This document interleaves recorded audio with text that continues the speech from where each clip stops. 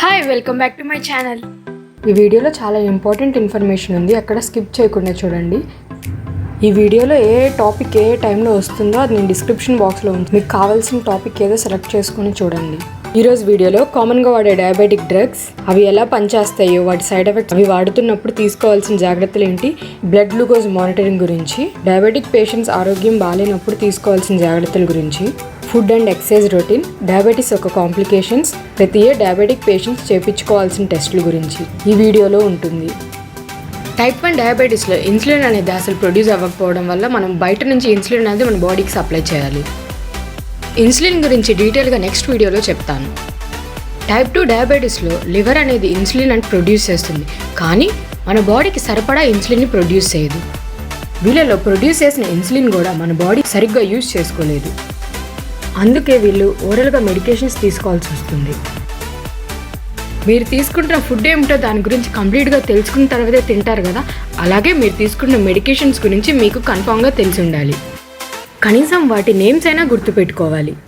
Metformin, ఇది చాలా ఎక్కువగా వాడే డయాబెటిక్ మెడికేషన్. ఇది ఇన్సులిన్ని బాడీ ఎఫెక్టివ్గా యూజ్ చేసేలాగా చేస్తుంది. ఇది వాడుతున్న వాళ్ళలో ఎక్కువగా గ్యాస్ట్రోఇంటెస్టైనల్ ప్రాబ్లమ్స్ కనిపిస్తాయి. కడుపు నొప్పి, కడుపు ఉబ్బరం, వికారంగా ఉండడం, వాంతులు అవ్వడం, ఆకలి వేయకపోవడం, కొంచెం తిన్న వెంటనే కడుపు నిండిపోయినట్టు ఉండడం, ఇవన్నీ మెట్ఫార్మిన్ యూజ్ చేసే వాళ్ళలో 30% మాత్రమే ఇవి స్టార్టింగ్లో కనిపిస్తాయి. ఎవరైతే మెట్ఫార్మిన్ కొత్తగా వాడతారో వాళ్ళలో ఫస్ట్ 2 వీక్స్లో ఈ సిమ్టమ్స్ అనేవి కనిపించే ఛాన్సెస్ ఉంటాయి. ఈ సిమ్టమ్స్ కనిపిస్తే మీరేం భయపడాల్సిన అవసరం లేదు, ఎందుకంటే ఇవి వాటికి అవే తగ్గిపోతాయి. ఆ ఫస్ట్ 1 to 2 వీక్స్లో ఈ సిమ్టమ్స్ కనిపించిన వాళ్ళు ఈ మెడికేషన్ ఫుడ్తో పాటు తీసుకుంటే ఈ సిమ్టమ్స్ అనేవి కనిపించవు. మెట్ఫార్మిన్ వాడుతున్న వాళ్ళల్లో స్టార్టింగ్ వెయిట్ లాస్ అనేది ఉండొచ్చు, బట్ దాని తర్వాత మీరు మీ నార్మల్ వెయిట్కి వచ్చేస్తారు, వెయిట్ లాస్ అనేది ఉండదు. ఎవరికైతే లివర్, కిడ్నీ, హార్ట్ ప్రాబ్లమ్స్ ఉంటాయో ఈ మెడికేషన్స్ వాడకముందు డాక్టర్కి చెప్పడం మంచిది. మెడికేషన్స్ గ్లిమిపిరైడ్, గ్లిపజైడ్, గ్లిబెన్క్లమైడ్. ఈ మెడికేషన్స్ ఇన్సులిన్ సెక్రీషన్ను పెంచుతాయి. ఇవి వాడుతున్న వాళ్ళలో ఎక్కువగా హైపోగ్లైసిమియా కనిపిస్తుంది. నేను హైపోగ్లైసిమియా గురించి డయాబెటిక్ ఎమర్జెన్సీస్లో చెప్పాను. ఒకవేళ మీకు హైపోగ్లైసిమియా వస్తే ఎలా ట్రీట్ చేయాలో కూడా డయాబెటిక్ ఎమర్జెన్సీస్లో చెప్పాను. హైపోగ్లైసిమియాతో పాటు వెయిట్ గెయిన్ కూడా ఎక్కువగా కనిపిస్తూ ఉంటుంది ఇది వాడిన వాళ్ళలో. Next medications repaglinide, nateglinide. దీని సైడ్ ఎఫెక్ట్స్ కూడా hypoglycaemia, weight gain, visual disturbances, abdominal pain. Pioglitazone, రోసిగ్లిటజోన్.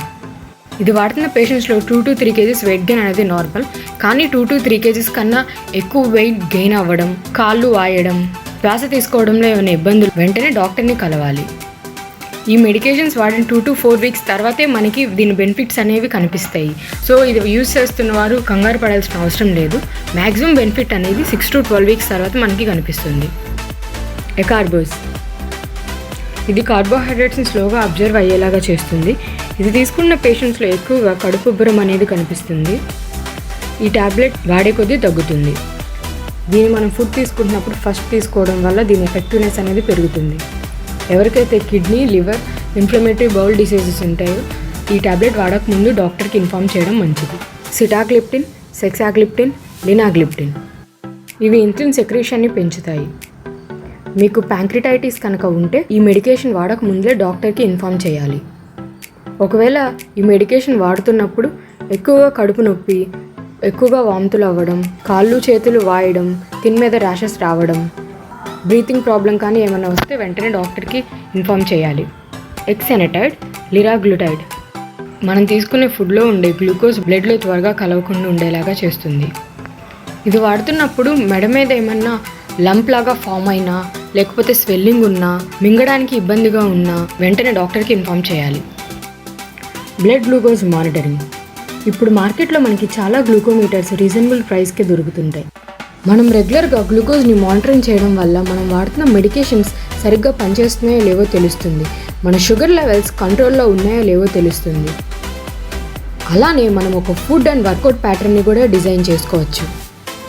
అంటే మనం ఏ ఫుడ్ ఐటెం తింటే బ్లడ్ గ్లూకోజ్ లెవెల్స్ అనేవి ఎక్కువగా ఉంటున్నాయో, ఏ ఫుడ్ తీసుకుంటే బ్లడ్ గ్లూకోజ్ లెవెల్స్ అనేవి తక్కువగా ఉంటున్నాయో మనకు అర్థమైపోతుంది. దీన్ని బట్టి మనము బ్రేక్ఫాస్ట్, లంచ్, డిన్నర్లో ఏ ఫుడ్ ఐటెం తీసుకోవాలో అర్థమైపోతుంది. అలానే ఏ ఎక్సర్సైజ్ ఎంతసేపు చేస్తే మన బ్లడ్ గ్లూకోజ్ అనేది నార్మల్గా ఉంటుందో ఈ బ్లడ్ గ్లూకోజ్ మానిటరింగ్ ద్వారా తెలుసుకోవచ్చు.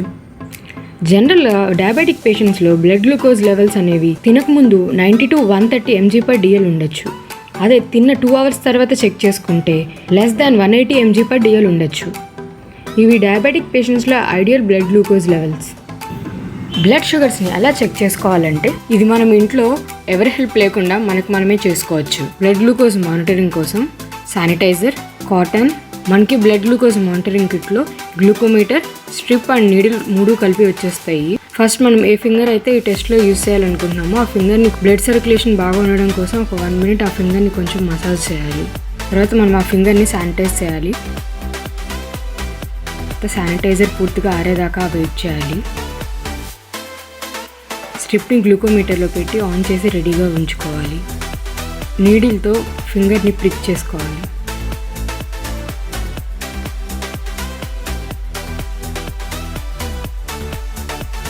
నీడిల్తో ప్రిక్ చేసిన తర్వాత మనకి రక్తం బయటకు వస్తుంది.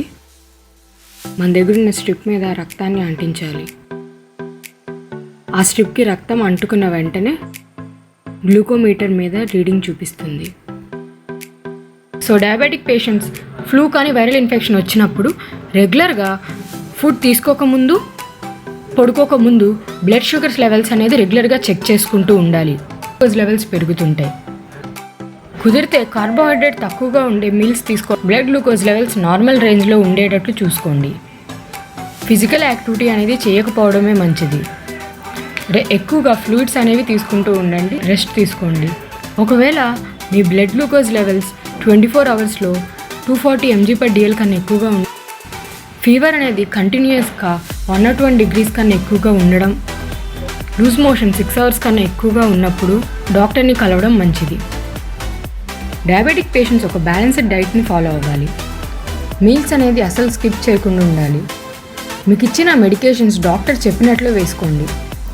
లో గ్లైసెమిక్ ఇండెక్స్ ఉన్న ఫుడ్స్ ఎక్కువగా తీసుకోండి. Diabetic patients daily 225 to 250 grams carbohydrates తీసుకోవచ్చు. ఫర్ ఎగ్జాంపుల్, మనము 15 grams ఆఫ్ కార్బోహైడ్రేట్స్ని ఒక కార్బోహైడ్రేట్గా కౌంట్ చేసామనుకో, పర్ డే మనం 15 carbs తీసుకోవచ్చు. ఈ 15 carbsని మనం 3 mealsకి ఈక్వల్గా డిస్ట్రిబ్యూట్ చేస్తే ప్రతి మీల్లో 5 carbs అంటే 75 grams ఆఫ్ కార్బోహైడ్రేట్స్ అనేది ప్రతి మీల్లో తీసుకోవచ్చు. ఒకవేళ మీరు స్నాక్స్ తీసుకోవాలనుకుంటే బిగ్గర్ మీల్లో 3 carbs, స్నాక్స్కి 2 carbs లాగా తీసుకోవచ్చు. దీన్నే కార్బోహైడ్రేట్ కౌంటింగ్ మెథడ్ అంటాము.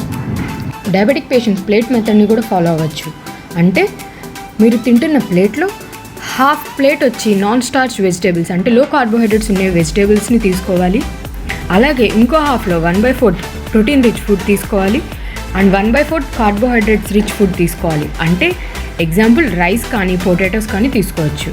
జనరల్గా మనం ఫుడ్ తీసుకున్న 1 hour తర్వాత గ్లూకోజ్ లెవెల్స్ అనేవి పీక్ లెవెల్స్లో ఉంటాయి. సో మనం ఫుడ్ తీసుకున్న 1 hour తర్వాత గ్లూకోజ్ మానిటరింగ్ అనేది చేయకూడదు. ఫుడ్ తీసుకున్న 2 hours తర్వాత గ్లూకోజ్ నార్మల్ రేంజ్కి వచ్చేస్తుంది. సో ఫుడ్ తీసుకున్న 2 hours తర్వాత గ్లూకోజ్ని మనం మానిటరింగ్ చేసుకుంటే 180 mg/dl కన్నా తక్కువగా ఉండాలి. మనం తీసుకున్న ఫుడ్ ఐటమ్స్ అండ్ గ్లూకోజ్ లెవెల్స్ని రెగ్యులర్గా మానిటరింగ్ చేసుకొని ఒక చార్ట్ ప్రిపేర్ చేసుకోవాలి. ఏ ఫుడ్ తీసుకున్న తర్వాత గ్లూకోజ్ లెవెల్ నార్మల్గా ఉంటుందో ఆ ఫుడ్స్ని ఎక్కువగా ప్రిఫర్ చేయాలి. ఫైబర్ అండ్ ప్రోటీన్ కార్బోహైడ్రేట్ అబ్జార్ప్షన్ని తగ్గిస్తాయి. అందువల్ల fibre and protein rich fruits తీసుకోవాలి. మనం తీసుకుంటున్న ఫుడ్లో కార్బోహైడ్రేట్స్ ఎంత ఉన్నాయని ఎలా చెక్ చేసుకోవాలంటే మనం కొంటున్న ప్రతి ఫుడ్ ఐటమ్ మీద ఫుడ్ లేబుల్ అనేది ఉంటుంది. ఆ ఫుడ్ లేబుల్లో కార్బోహైడ్రేట్స్ క్వాంటిటీ మెన్షన్ చేసి ఉంటుంది. దాన్ని క్యాలిక్యులేట్ చేసుకోవడం ద్వారా మనకి ఆ ఫుడ్ ఐటెంలో ఎంత కార్బోహైడ్రేట్స్ ఉన్నాయనేది ఒక ఐడియా వస్తుంది. డయాబెటిక్ పేషెంట్స్ రోజు ఎక్సర్సైజ్ చేయడం వల్ల ఇన్సులిన్ బాగా పనిచేస్తుంది. గ్లూకోజ్ మెటబాలిజం పెరుగుతుంది. మజిల్ రెస్పిరేటరీ కెపాసిటీ పెరుగుతుంది. బ్లడ్ ప్రెషర్ కంట్రోల్లోకి వస్తుంది. Blood glucose and cholesterol levels normal అవుతాయి. ఒకవేళ మీకు స్ట్రెస్ వల్ల షుగర్ లెవెల్స్ అనేవి పెరుగుతూ ఉంటే ఎక్సర్సైజ్ చేయడం వల్ల స్ట్రెస్ అనేది తగ్గి షుగర్ లెవెల్స్ అనేవి నార్మల్ రేంజ్కి వస్తాయి. ఇవన్నీ చాలా రీసెర్చెస్లో proven facts. So daily 40 to 60 minutes exercise అనేది కంపల్సరీగా చేయాలి. ఎక్సర్సైజ్లో డయాబెటిక్ పేషెంట్స్కి best option walking. Daily 7 to 8 kilometres నడవడానికి ప్రయత్నించండి.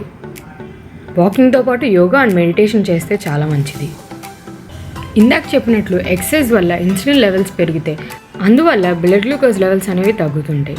హైపోగ్లైసెమియా వచ్చే ఛాన్సెస్ ఎక్కువగా ఉంటాయి. ఇందువల్ల మీరు ఎక్సర్సైజ్ చేయకముందు ఒకసారి బ్లడ్ షుగర్ లెవెల్స్ అనేది చెక్ చేసుకోవాలి. ఎక్సర్సైజ్ చేసిన తర్వాత బ్లడ్ షుగర్ లెవెల్స్ అనేవి చెక్ చేసుకుంటూ ఉండాలి. ఒకవేళ ఎక్సర్సైజ్ ముందర బ్లడ్ గ్లూకోజ్ లెవెల్స్ కనుక తక్కువగా ఉంటే ఫాస్ట్ యాక్టింగ్ కార్బోహైడ్రేట్స్ ఏదో ఒక తినిన తర్వాత ఎక్సర్సైజ్ చేయడం మంచిది. సపోజ్ మీరు 30 to 40 మినిట్స్ వాక్ చేశారనుకోండి, ఆ టైంలో బ్లడ్ షుగర్ లెవెల్స్ ఎలా ఉన్నాయో చెక్ చేసుకోండి. నెక్స్ట్ టైం మీరు 1 అవర్ కన్నా ఎక్కువ వాక్ చేశారనుకోండి, అప్పుడు బ్లడ్ షుగర్ లెవెల్స్ ఎలా ఉన్నాయో చెక్ చేసుకోండి. దీన్ని బట్టి మీకు ఒక ఐడియా వస్తుంది, ఎంతసేపు వాక్ చేస్తే మీ బ్లడ్ షుగర్ లెవెల్స్ అనేవి నార్మల్గా ఉన్నాయి అనేది మీకు అర్థమైపోతుంది. సో మీరు మీ ఓన్ ఎక్సర్సైజ్ ప్యాటర్న్ని డిజైన్ చేసుకోవచ్చు. డయాబెటిక్ కాంప్లికేషన్స్, డయాబెటీస్ ఉండడం వల్ల వచ్చే కాంప్లికేషన్స్. డయాబెటిక్ పేషెంట్స్లో ఎక్కువగా coronary artery diseases, cerebral and peripheral vascular diseases వచ్చే ఛాన్సెస్ ఎక్కువగా ఉంటాయి. నెక్స్ట్ డయాబెటిక్ రెటినోపతి అంటే కళ్ళకు సంబంధించిన ప్రాబ్లం. డయాబెటిక్ నెఫ్రోపతి అంటే కిడ్నీకి సంబంధించిన ప్రాబ్లమ్స్. డయాబెటిక్ న్యూరోపతి అంటే బ్రెయిన్కి సంబంధించిన ప్రాబ్లమ్స్. సో ఈ కాంప్లికేషన్స్ రాకుండా మనం కేర్ తీసుకోవాలి. ఎల్డిఎల్ లెవెల్స్ ఎప్పుడు 100 mg/dl కన్నా తక్కువగా ఉండేలా చూసుకోవాలి. బ్లడ్ ప్రెషర్ అనేది 130/80 mm/Hg కన్నా తక్కువగా ఉండేలా చూసుకోవాలి. ఒకవేళ మీకు స్మోకింగ్ అలవాటు ఉంటే స్మోకింగ్ కంప్లీట్గా మానేయాలి. డయాబెటిక్ ఉన్న పేషెంట్స్లో ఎక్కువగా ఫుట్ అల్సర్స్ అనేవి కనిపిస్తూ ఉంటాయి. వీటిని సరైన టైంలో ట్రీట్ చేయకపోతే ఫుట్ అల్సర్ వచ్చిన కాళ్ళని తీసేయాల్సి వస్తుంది. So diabetic patients food care అనేది కంపల్సరీగా తీసుకోవాలి. డయాబెటిక్ పేషెంట్స్ వాళ్ళ కాళ్ళని రెగ్యులర్గా చెక్ చేసుకుంటూ ఉండాలి. ఏమైనా పగుళ్ళు కానీ, పుండ్లు కానీ, పస్ కానీ, బ్లడ్ కానీ వస్తుందంటే వెంటనే డాక్టర్ని కలవాలి. నెయిల్స్ ఎప్పటికప్పుడు ట్రిమ్ చేసుకుంటూ ఉండాలి. డయాబెటిక్ పేషెంట్స్లో స్కిన్ ఎక్కువగా డ్రైగా ఉంటుంది. సో బాడీ లోషన్స్ అనేవి యూజ్ చేస్తూ ఉండాలి. డయాబెటిక్ పేషెంట్స్ ప్రతి ఇయర్ ఈ టెస్ట్లు అనేవి కంపల్సరీగా చేయించుకుంటూ ఉండాలి. మీకు ఈ వీడియో నచ్చినట్లయితే లైక్ చేయండి, షేర్ చేయండి and subscribe to my channel. Thank you.